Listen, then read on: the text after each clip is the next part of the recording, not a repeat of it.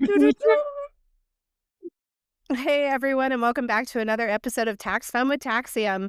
I'm your host, Amanda, and as always, I'm joined by my co-host, Ronald, who I'm convinced dreams in spreadsheets and audit notices. That's rude. I feel offended by that.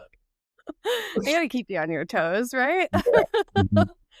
Today, we're diving into a topic that's not exactly fun to receive in the mail, but very important to understand: sales tax audits. Now, I know what you're thinking: an audit? Me? Why would I be audited? And look, that's fair. Most of us think of IRS audits when we hear that word, but state level sales tax audits are a totally different animal, and they happen a lot more often than you might expect. So, if you're selling products or services and collecting sales tax, even occasionally, this episode is for you. And Ronald, I hope that you're ready because I have a lot of questions coming your way. Maybe I should log out and go back home and sleep.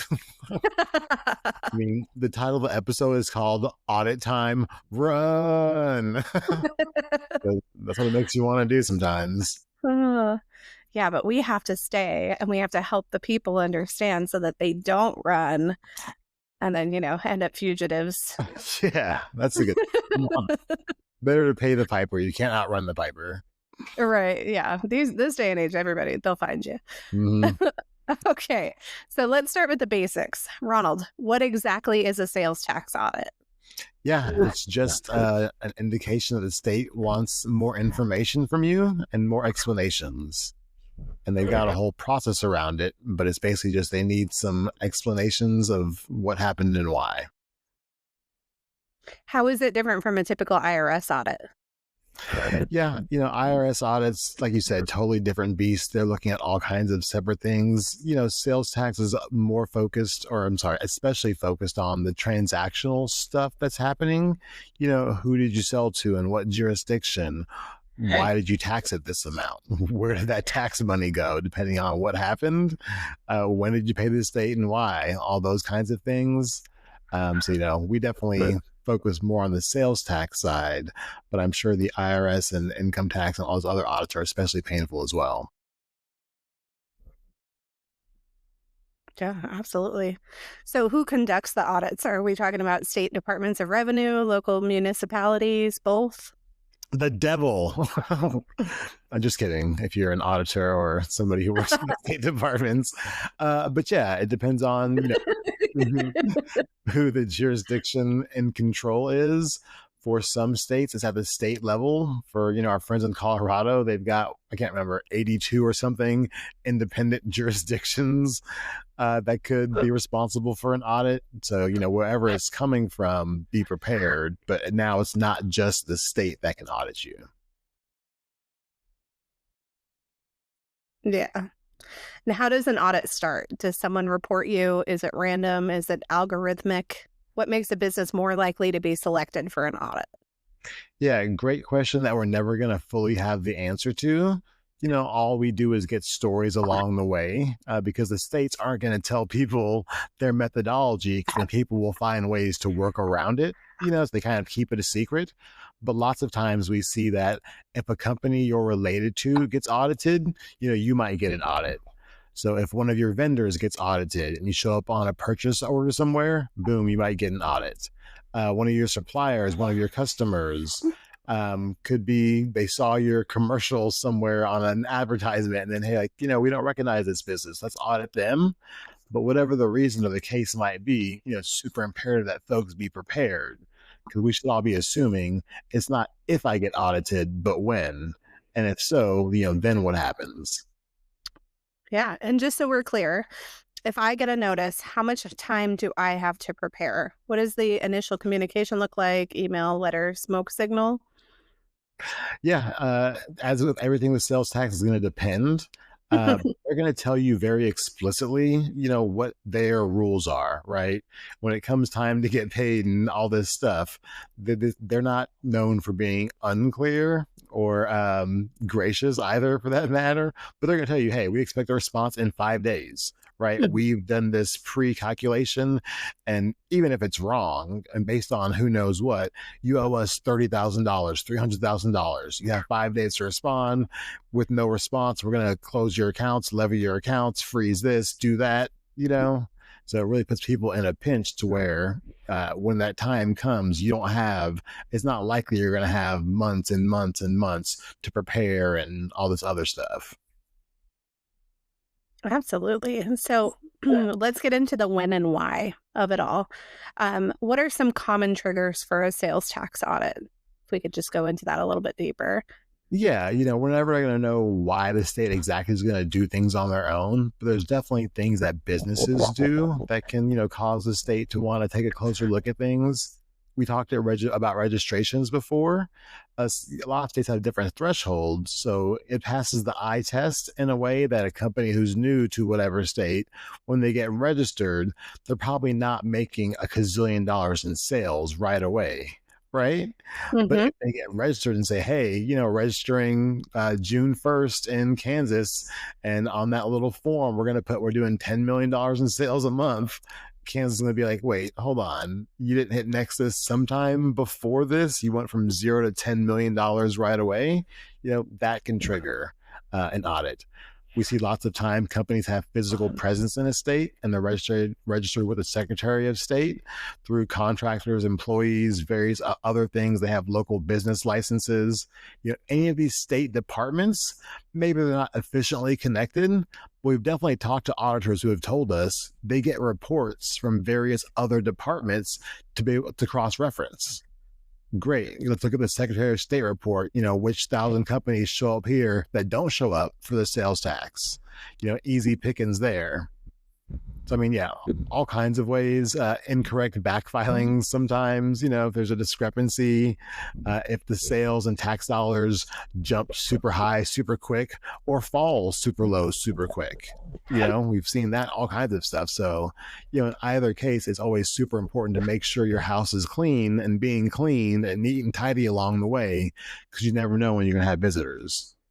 Yeah. And remember, folks, not knowing is not an excuse. Exactly. Can filing errors or inconsistent numbers on returns get you flagged? For sure. We've seen quite a bit of, and these things happen for all kinds of reasons. Maybe a system issue, a people issue, an honest mistake, somebody hit the wrong button. But the computers, the systems, they don't care. Things get noticed, they get flagged, then you get the communication.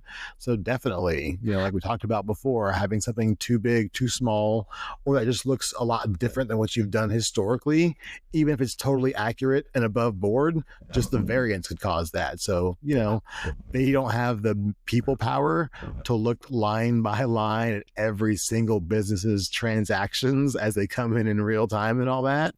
So they've got to take, their passes in different ways to find things that might be interesting to them. So, you just want to make sure that what you're doing is not of interest. And if it is, that you've got an explanation for why it's that way.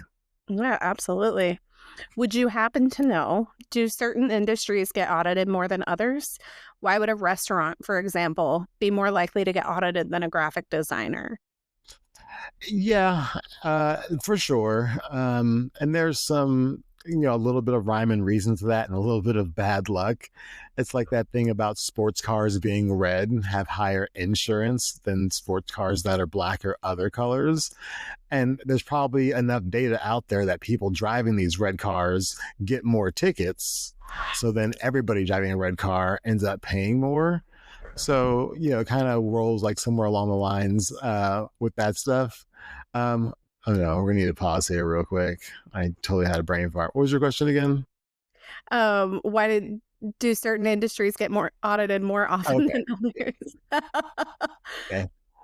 So I think to answer your question, as audits get done, state auditors know each other, people talk, they come to understand, what businesses, what industries are going to be more profitable in a way for their audits, right? Mhm. To answer your question about the graphic designers, a lot of service work isn't taxable.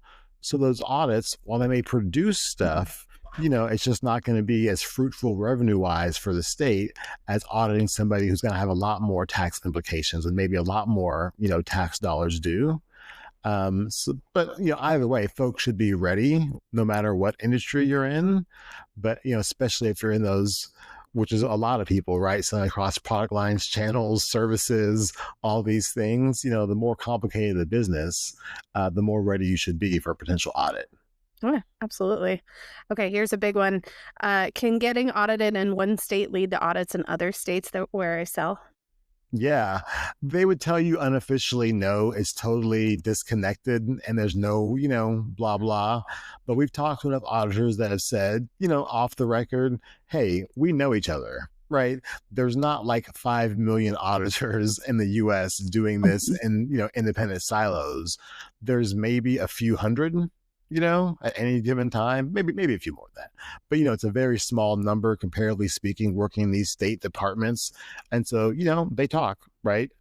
And so, yeah, I've definitely seen where a company gets one audit in a state and then, 6 weeks, couple months later, it's like, oh, look at this. Here's a different state audit for a similar reason. How'd they find out?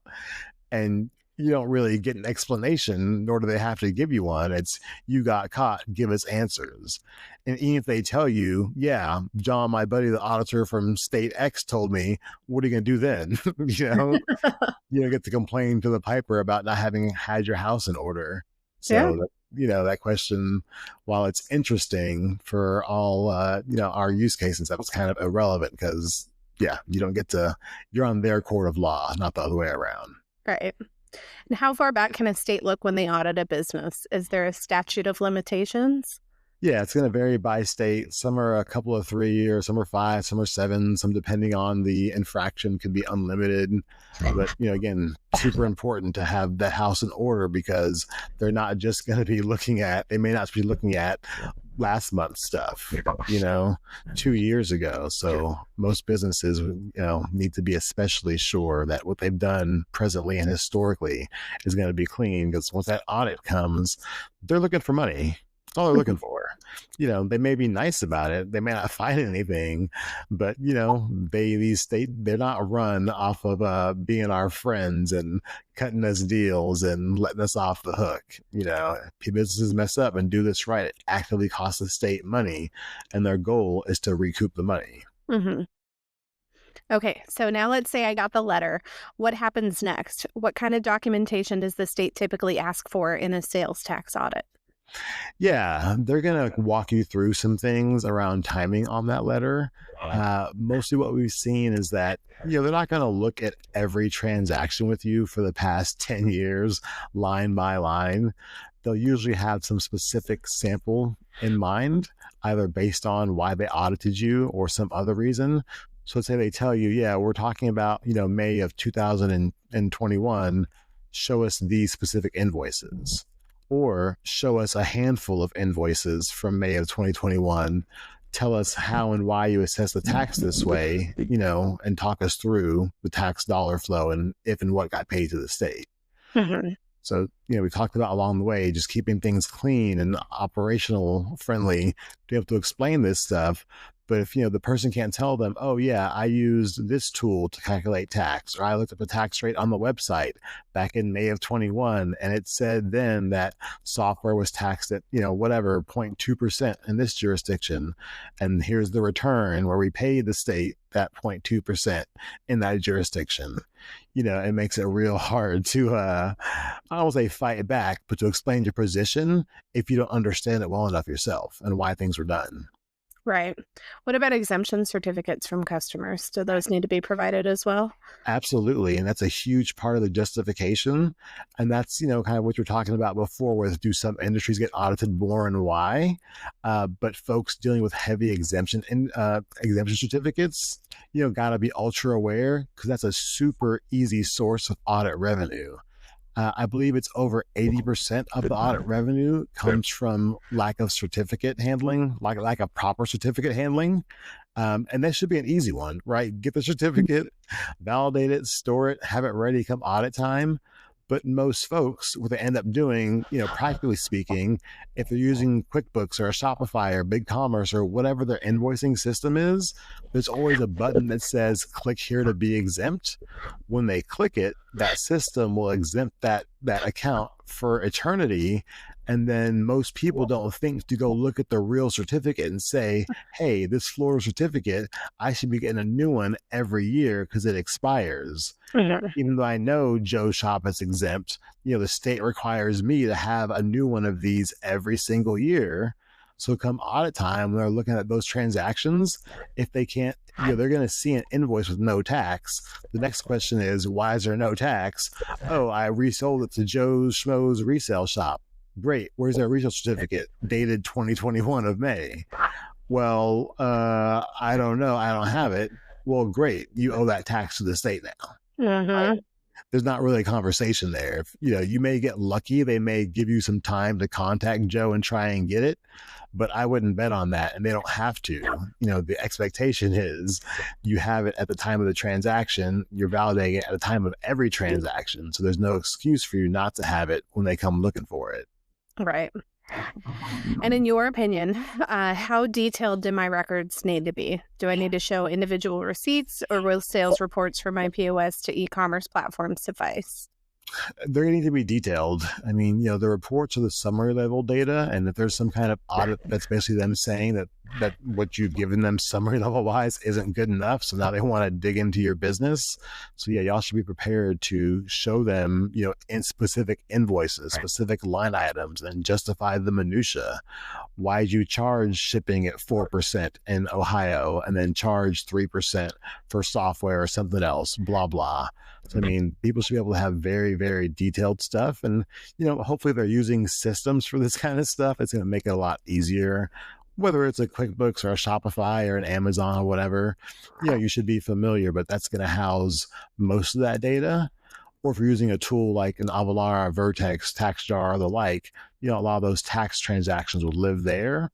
But either way, somebody should have some familiarity ahead of time and kind of think through, okay, if we do get audited, how would I find these 10 transactions showing what was taxed and how? That way, when they come knocking, they're prepared. Yeah, I would sort of equate that to like math class in grade school. It doesn't matter if you just write down the correct answer. You have to show your work. For sure. Exactly. Absolutely right. And this is that. Mm-hmm. So will the auditor come to my place of business, or is this something I can handle remotely or via email? It depends. Either way, be ready. I'm sure if it's big enough, severe enough, you might get a knock on the door and in briefcases and let's pull out the filing cabinet.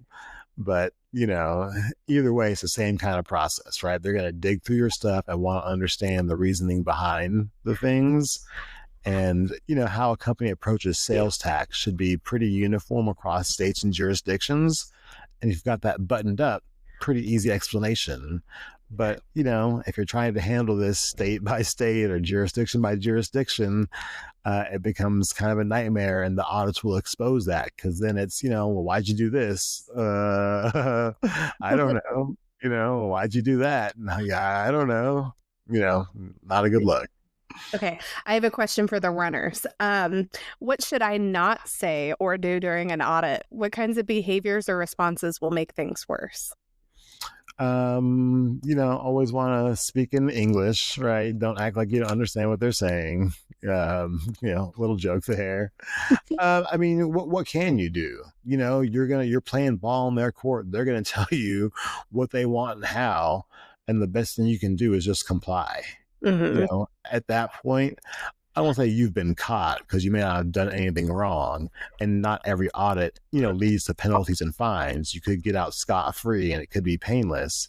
But either way, you're getting the visibility, you're getting under the microscope. You definitely want to keep things ultra clean and compliant, and don't give them a reason to, squeeze you any further. Right.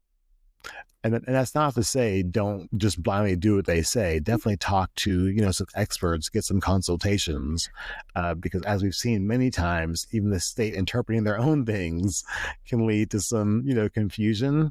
But, have some folks on your side who've been through this before, who can make sure that, you're not giving away too much, but you are in full compliance. Yeah, absolutely. Be respectful. Don't be argumentative. Yeah. No name calling. Mm-hmm. Okay, so let's get into the juicy stuff, mistakes, because let's be honest, this is where people panic. What are the most common reasons businesses fail sales tax audits? Yeah, not having what they can prove. it's all about kind of like the court of law, right? I mean, you got to have your documentation, and what matters is what you can prove. There's a reason they're coming to look a little closer. So the stories don't matter as much as the data and what's on paper and the paper trail and all that. So just make sure to keep things above board. But I've seen some folks come audit time, they'll try and be creative to correct some things, to maybe change the narrative or this or that, and it's never worth it, right? If you get caught, just do what they ask. I don't want to say fess up, get some people on your side, some experts, but the goal is to be fully compliant. You don't want to make enemies or make the state mad, or make it seem like you're playing in the gray or doing something that they wouldn't approve of. Yeah. We can definitely use their guidelines and play within them, but be super careful about not trying to finagle things in a way that's going to get you in more hot water. Right. And if you're doing things right from the start, you most likely have nothing to worry about. For sure. It's not to say that there's not complicated scenarios out there, but there's people that can help you do your diligence, get ready for it. As long as you handle it right, even if you do get the inspection, you'll be good. Mm-hmm. Can you give us some examples of some of the gotchas you see most often, like collecting tax in the wrong jurisdiction, missing exemption certificates? That's the biggest one. That's why it was like 80% of the revenue comes from that. But yeah, people just are really, and not that it's difficult, it's just tedious. Especially as businesses build relationships with their suppliers and vendors. They're exempt, they've got it, but maybe you just forgot to ask for it, and that happens once. It happens once per vendor, once a month, and then it just keeps happening. And, before you know it, folks go from missing, 5% of their certificates to missing 80%. And once these auditors see that, it's like digging for gold then. But yeah, that's by far the biggest one that I've seen.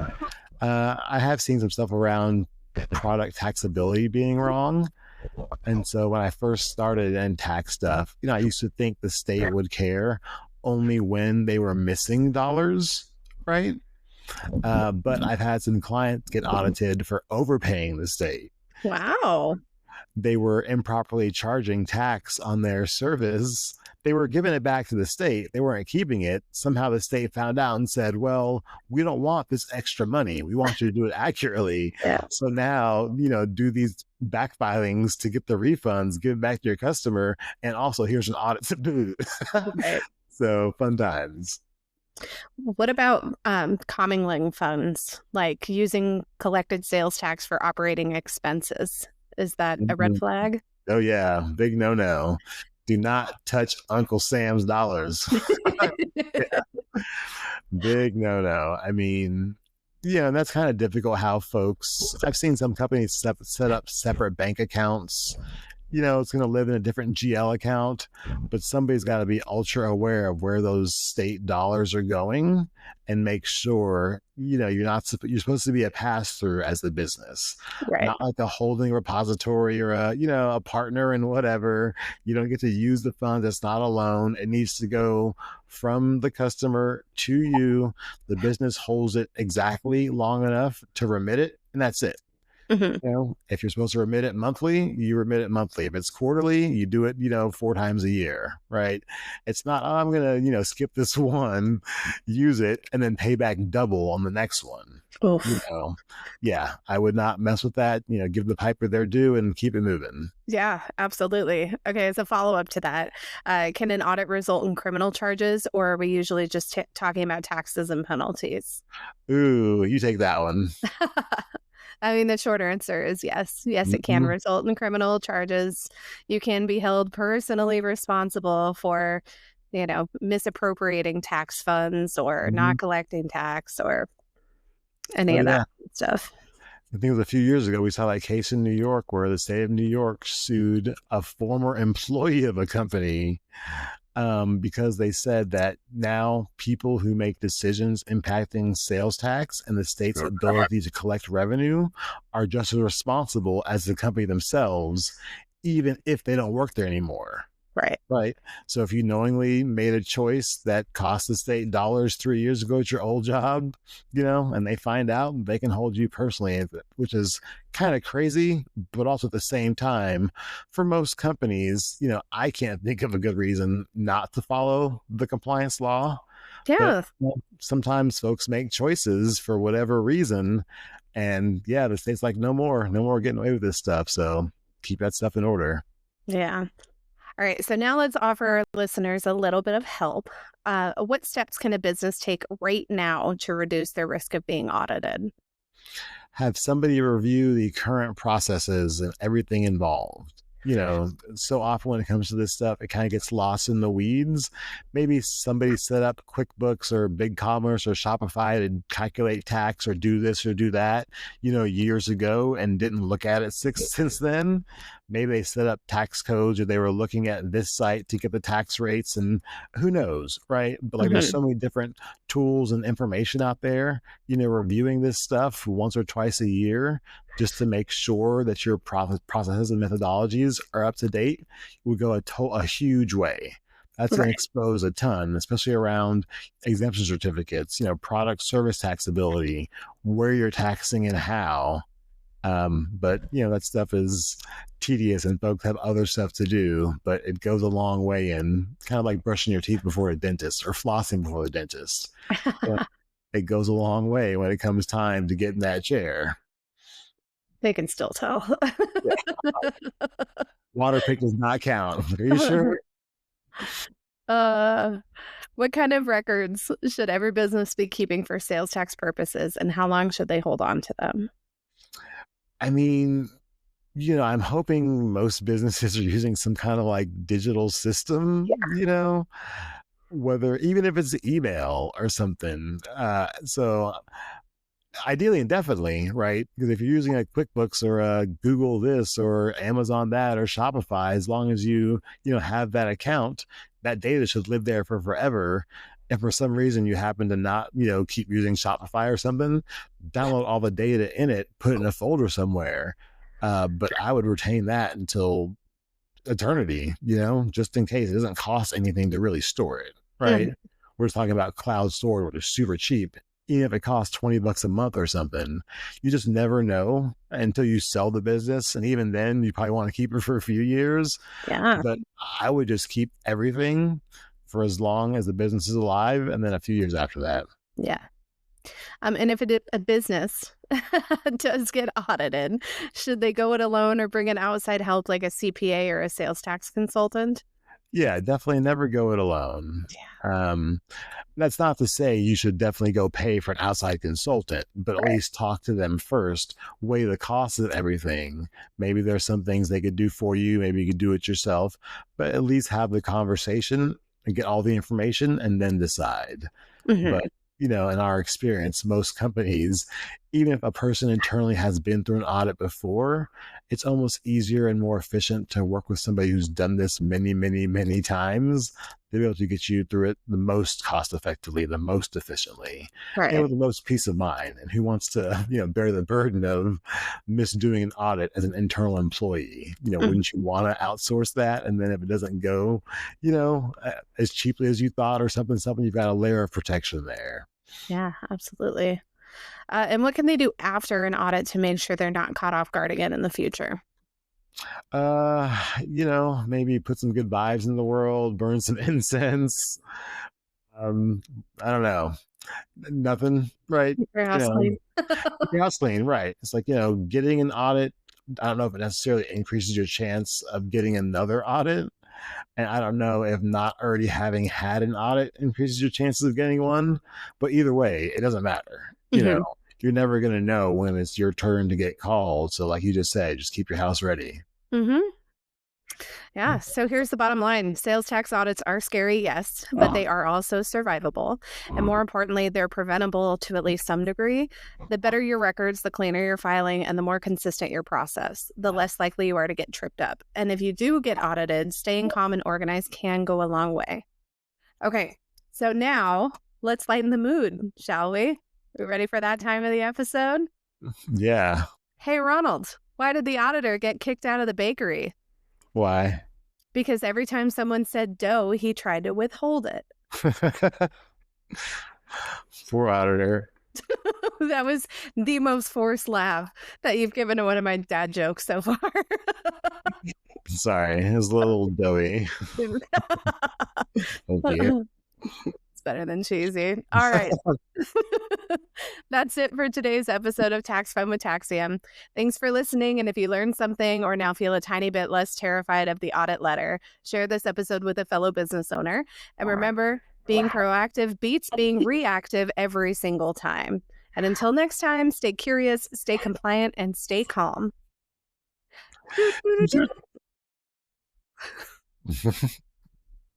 Let's turn this off. Whoops.